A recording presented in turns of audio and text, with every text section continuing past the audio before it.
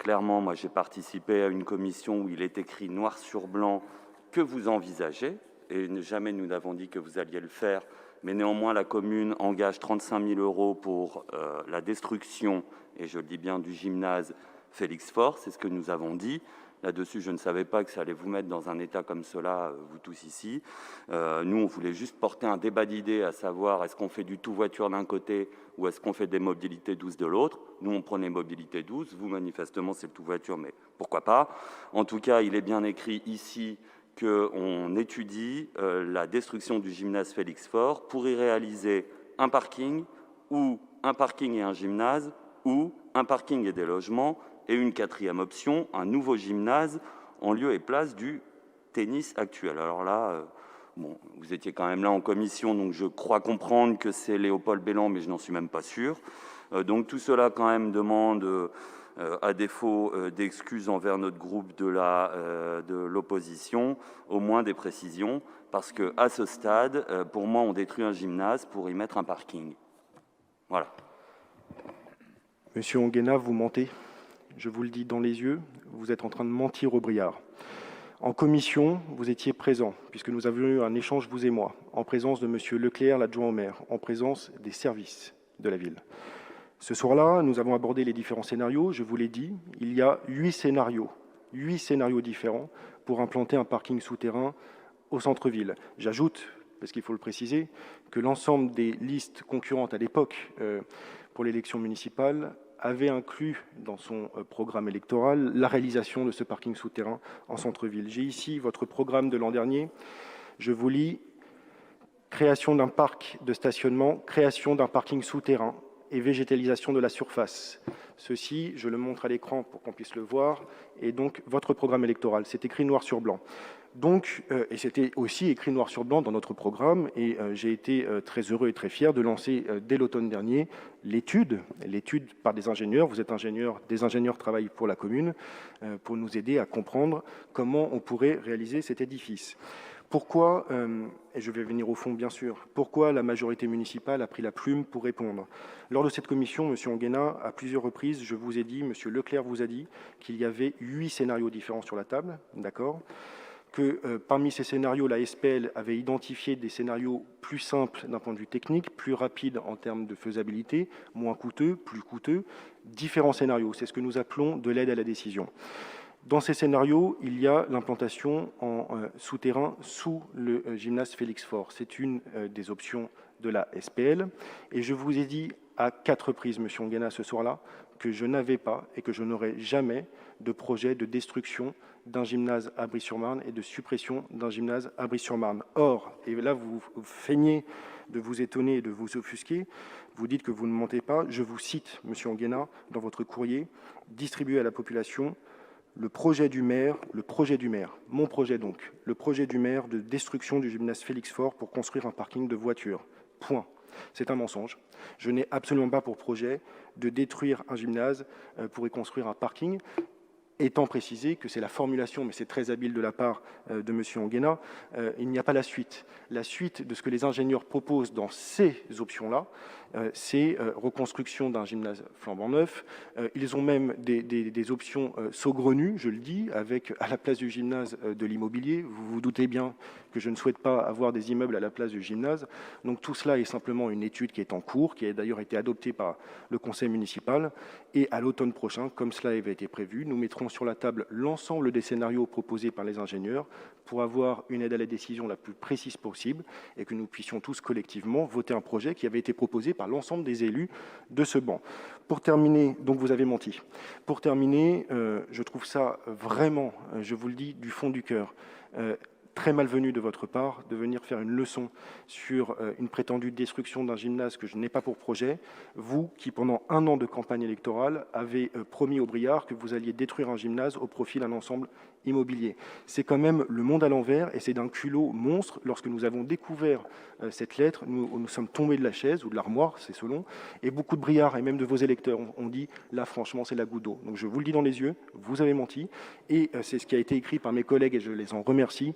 C'est irresponsable et grave. À l'heure où l'abstention est extrêmement haute dans notre pays, avoir des élus d'opposition qui se permettent de jouer sur les mots et de faire peur aux gens en disant que le maire a pour projet de détruire un gymnase sans expliquer les tenants et les aboutissants, c'est un, mentir aux gens en période électorale, et deux, abîmer la démocratie.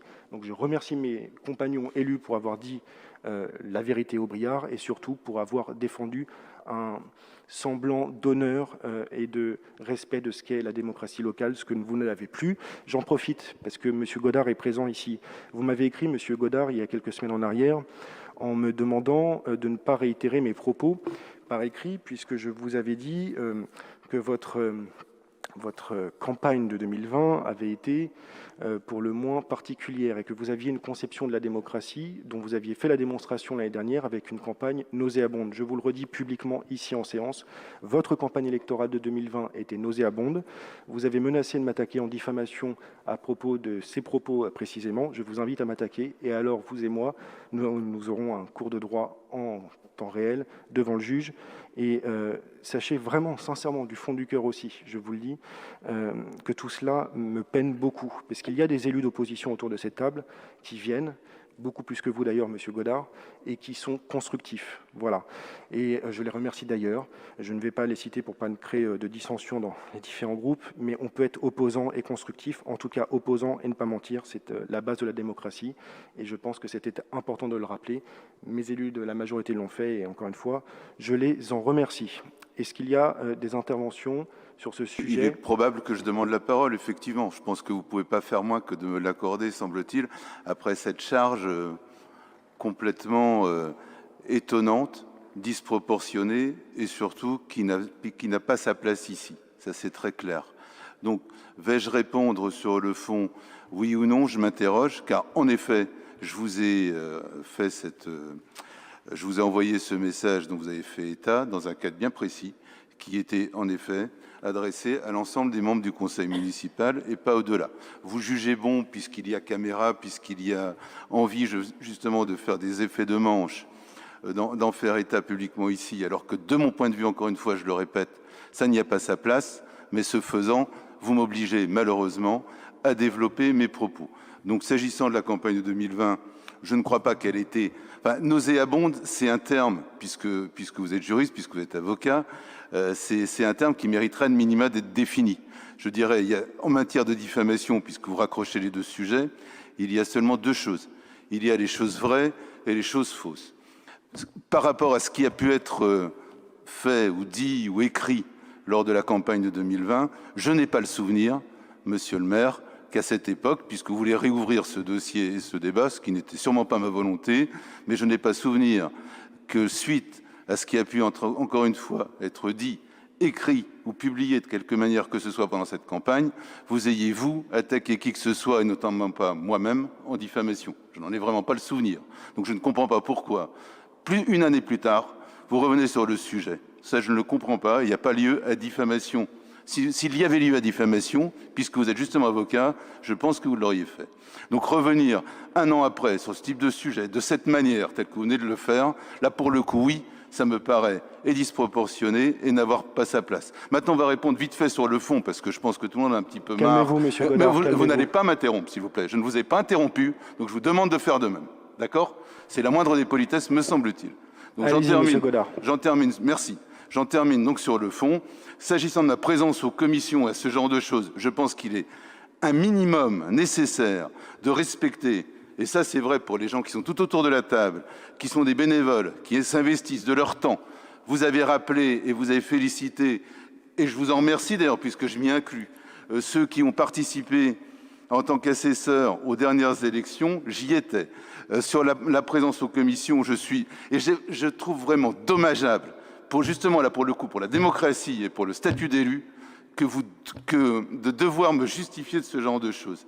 Je le fais parce que malheureusement, par la manière dont vous l'avez fait, vous prenez à témoin l'ensemble de la ville, donc ça m'oblige à me justifier. J'ai été présent, je suis présent à 95% des commissions, des conseils municipaux, de toutes les manifestations qui sont liés à l'exercice de mon mandat public. Ce qui ne fut pas, je suis malheureusement désolé de le rappeler, le cas notamment de deux conseillers municipaux qui sont autour de cette table et qui ont été conseillers municipaux d'opposition dans la mandature précédente. Je trouve vraiment dommage, mais vraiment extrêmement dommage, que de devoir rappeler ce genre de choses. Et vous avez évoqué 2 ou 3 autres choses, mais je pense que vraiment, il n'y a pas lieu d'avoir ce type de débat. Ce que vous avez pu dire à l'égard de M. Anguena, il y a un minimum de respect des élus, monsieur le maire, et je pense que vous l'avez globalement, mais là, sur cette fin de soirée, peut-être tout le monde est fatigué de la campagne électorale finissante et ce genre de sujet, mais de mon point de vue, vous avez débordé, vous avez dérapé. C'est bien dommage, et je préfère clore là le débat. Vous n'avez pas la police de l'Assemblée, je clôturerai les débats quand je le jugerai nécessaire. Vous avez juste inversé mon propos. Je ne parlais pas de diffamation de l'année dernière. Je vous lis, monsieur Godard, vous m'avez écrit « Compte tenu de son caractère public, concernant mes propos vous concernant, il pourrait sans doute être qualifié de diffamatoire. » Et donc, je vous disais en propos liminaire, que je vous le dis dans les yeux, vous avez mené une campagne nauséabonde l'an dernier. Et donc, si vous estimez, c'est vous qui l'écrivez, que ces propos sont diffamatoires, je vous invite à m'attaquer. Pour le reste, c'est du cinéma. Tout le monde a vu ce que vous avez fait l'année dernière. Tout le monde vient de constater, par la preuve de ce que vous avez tiré sur les faits pour faire peur aux brillards à quelques jours de l'élection, mais vous n'êtes pas à cela près, puisque l'année dernière, vous n'avez fait que ça, et vous aviez été capable de défendre un projet contre lequel vous étiez, et inversement, et puis à la fin, on s'y perdait tous, vous le premier. Est-ce qu'il y a d'autres sujets autres que le parking et que ces sujets-là? Madame Lalanne.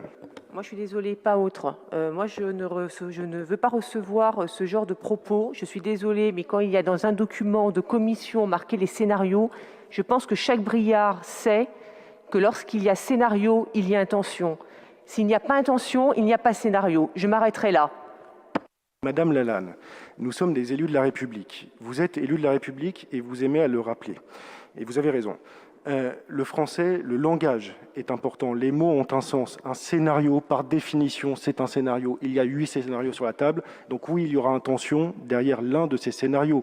Je n'ai pas 8 projets, ou alors vous me l'apprenez. Donc maintenant, j'ai 8 projets de 8 parkings souterrains à Brie-sur-Marne. Donc il y a des scénarios qui sont faits par des ingénieurs. Et ces scénarios-là, à l'automne, seront ce que l'on appelle de l'aide à la décision. Vous serez d'ailleurs autour de la table. Et collectivement, nous devrons sélectionner le projet, le scénario qui nous permet le plus viable, réalisable et objectivement bon pour les brillards. Et je vous propose de nous retrouver à la rentrée, après une pause estivale qui fera du bien, j'en suis sûr, à toutes et à tous. Profitez, une fois encore, je remercie vraiment sincèrement les services municipaux pour leur travail, les élus municipaux et les conseillers municipaux d'opposition qui sont encore autour de cette table et qui sont dans une démarche de co-construction avec les élus de la majorité. Et c'est là l'essentiel finalement, faire vivre notre démocratie au service de Brie-sur-Marne et des brillards. Bonne soirée à tous.